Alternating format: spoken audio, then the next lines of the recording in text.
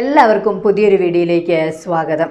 അപ്പോൾ ഹേമ കമ്മിറ്റിയുടെ ഇഷ്യൂസ് എല്ലാം ഈ കാസ്റ്റിംഗ് കൗച്ചിൻ്റെ പ്രശ്നങ്ങളൊക്കെ ഇങ്ങനെ നടന്നുകൊണ്ടിരിക്കുകയാണ്. ഈ സമയത്ത് അഖിൽമാരാർ പറഞ്ഞ കാര്യങ്ങൾ നമ്മൾ ചർച്ച ചെയ്യപ്പെടേണ്ടിയിരിക്കുന്നു. കാരണം ബിഗ് ബോസിൽ കാസ്റ്റിംഗ് കൗച്ച് ഉണ്ടെന്നും അതിൻ്റെതായ ഒരുപാട് പെൺകുട്ടികൾ ചൂഷണം ചെയ്യപ്പെട്ടിട്ടുണ്ട് എന്നും അഖിൽമാരാർ മുമ്പ് പറഞ്ഞിരുന്നു. അതായത് ബിഗ് ബോസിലുള്ളവർ തന്നെ അഖിൽമാരാർക്കെതിരെ പ്രശ്നങ്ങൾ സൃഷ്ടിക്കേണ്ടായി. അതിലെടുത്തു പറയേണ്ടതാണ് ശോഭാ വിശ്വനാഥ്, അതോടൊപ്പം ഹനാനൊക്കെ പറഞ്ഞു അഖിലിനെ കണ്ടതിനെ കർണക്കുറ്റി അടിച്ച് പൊട്ടിക്കുമെന്ന് പറഞ്ഞിരുന്നു. മറ്റൊരാൾ ജാൻമണി, ഇങ്ങനെ കുറച്ച് പേരൊക്കെ. പിന്നെ എടുത്തു പറയപ്പെടേണ്ടതാണ് ഈ ട്രാൻസ്ജെൻഡേഴ്സിൻ്റെ വളർത്തമ്മയായ ദിയാസന. അവരൊക്കെ പച്ചത്തെറിയായിരുന്നു അഖിലിനെ വിളിച്ചുകൊണ്ടിരുന്നത്. നിങ്ങൾ പേര് വെളിപ്പെടുത്തണം, പേര് വെളിപ്പെടുത്തിനെങ്കിൽ എല്ലാവരുടെയും പേര് വലിച്ചിഴക്കപ്പെടുകയും ഞങ്ങൾ നിരപരാധികളായ ഒരുപാട് പേർക്ക് പ്രശ്നങ്ങൾ ഉണ്ടാവും എന്ന് പറഞ്ഞിരുന്നു. എന്നാൽ അഖിൽ തന്നെ സോഷ്യൽ മീഡിയ വഴി അറിയിച്ചിരുന്നു ഇത് ബുദ്ധിമുട്ട് നേരിട്ട വ്യക്തി തന്നെ ആ ആളുടെ പേര് പറയുകയോ ചെയ്യാത്തടത്തോളം കാലം മൂന്നാമതൊരു വ്യക്തിക്ക് പേര് പറയേണ്ട കാര്യമില്ല. അങ്ങനെ പലരും ഇങ്ങനെ ചൂഷണം ചെയ്യപ്പെട്ടവർ പബ്ലിക്കിൻ്റെ മുമ്പിൽ വരികയും പറയുകയും ചെയ്തിരുന്ന ഇങ്ങനെയുള്ള പ്രശ്നങ്ങൾക്ക് പരിഹാരം കാണാൻ പറ്റുമെന്ന് അഖിൽമാരാർ അന്ന് സോഷ്യൽ മീഡിയയിലൂടെ അറിയിച്ചിരുന്നു. അഖിൽമാരാറിനെ പഞ്ഞിക്കിടുന്ന രീതിയിൽ അല്ലെങ്കിൽ അഖിൽമാരാറിനെ തരം താഴ്ത്തുന്ന രീതിയിൽ അഖിൽമാരാർക്ക് ബുദ്ധിയില്ല, അല്ലെങ്കിൽ അയാൾക്ക് വെളിവില്ല, അയാൾ ഫേമസ് ആകാൻ വേണ്ടിയിട്ടാണ് ഇങ്ങനെയൊക്കെ ചെയ്യുന്നതെന്നും അയാൾക്ക് സ്ത്രീ വിരുദ്ധനാണെന്നും എന്നുള്ള തരത്തിലൊക്കെ കുറേ അലിഗേഷൻസ് അഖിൽമാരാർക്കെതിരെ എല്ലാവരും ഉന്നയിക്കുകയുണ്ടായി. മെയിനായിട്ട് ഈ ബിഗ് ബോസിലെ ആൾക്കാർ തന്നെ പറയണ്ടായി. ഇപ്പോൾ ഹേമ കമ്മിറ്റിയുടെ റിപ്പോർട്ട് പുറത്തു വന്നപ്പോൾ അന്ന് അഖിൽമാരാർ പറഞ്ഞ കാര്യങ്ങൾ വീണ്ടും ചർച്ച ചെയ്യപ്പെടുകയാണ്. കാരണം ഹേമ കമ്മിറ്റിയുടെ റിപ്പോർട്ട് പ്രകാരം ചൂഷണം ചെയ്യപ്പെട്ടവരുടെ പേരുകളോ അവിടുത്തെ പ്രമുഖ നടന്മാരുടെയോ സംവിധായകരെയോ നിർമ്മാതാക്കളുടെയോ പേരുകളോ അവരുടെ രൂപസാദൃശ്യങ്ങളെ വെളിച്ചത്ത് കൊണ്ടുവരുന്ന തരത്തിലുള്ള ഒരു കാര്യങ്ങളും അവർ പബ്ലിഷ് ചെയ്തിട്ടില്ല. ആ കാര്യങ്ങളൊക്കെ മറച്ചു വെച്ചിട്ട് ബാക്കിയുള്ള റിപ്പോർട്ടുകളാണ് പബ്ലിക്കിന് വായിക്കുന്നതിന് വേണ്ടി അല്ലെങ്കിൽ പബ്ലിക്കിൻ്റെ അറിവിലേക്കായി പബ്ലിഷ് ചെയ്തിരിക്കുന്നത്. അപ്പോൾ തന്നെ ഓർത്തോളണം. അപ്പോൾ അതിൻ്റെ ഭാഗമായിട്ട് അഖിൽമാരാർ മറ്റൊരു കുറിപ്പും സോഷ്യൽ മീഡിയയിൽ കുറിച്ചിട്ടുണ്ട്. കാരണം ഇവരൊക്കെ എന്താണ് മിണ്ടാത്തത്? അഖിൽമാരാറിനെതിരെ ശബ്ദമുയർത്തിയവർ, അഖിൽമാരാറിനെതിരെ അഖിൽ അങ്ങനെയാണ് ഇങ്ങനെയാണെന്നൊക്കെ പറഞ്ഞവരൊന്നും ഇപ്പോൾ വാ തുറക്കുന്നില്ല, മിണ്ടാതിരിക്കുന്നു.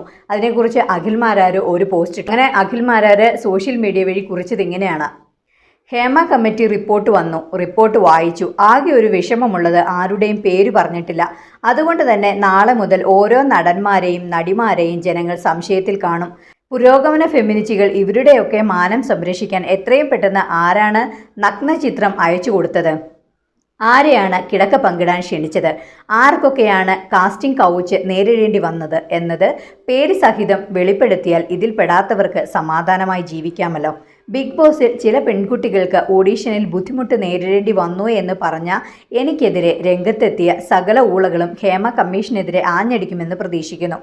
NB എന്ന് പറഞ്ഞിട്ട് ഒരു കാര്യം കൂടെ പറഞ്ഞിട്ടുണ്ട്. നിയമപരമായി ഒരു സ്ത്രീ കേസിന് പോകാത്ത കാലത്തോളം ഇരയെയും വേട്ടക്കാരനെയും പേര് മറ്റാർക്കും വെളിപ്പെടുത്താൻ കഴിയില്ല എന്ന ബോധ്യം ഇവർ ഇനിയെങ്കിലും മനസ്സിലാക്കും എന്ന് വിശ്വസിക്കുന്നു എന്ന് പറഞ്ഞ് അവസാനിപ്പിക്കുകയാണ് അഖിൽമാരാറിൻ്റെ പോസ്റ്റ്.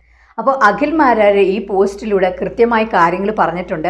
അപ്പോൾ അഖിൽമാരാറിനെതിരെ സംസാരിച്ച വ്യക്തികൾ അഖിൽമാർ ഊളയാണെന്നും അഖിൽമാരാർ സ്ത്രീ വിരുദ്ധനാണെന്നും അഖിൽമാരാർ തോന്നിവാസമാണെന്നും അഖിൽമാർ ഫെയിമിന് വേണ്ടി ഇങ്ങനെയുള്ള കാര്യങ്ങൾ വിളിച്ചു പറഞ്ഞ് തരം താഴുന്നു എന്ന് പറഞ്ഞ വ്യക്തികളൊക്കെ എവിടെയാണെന്ന് അറിയത്തില്ല.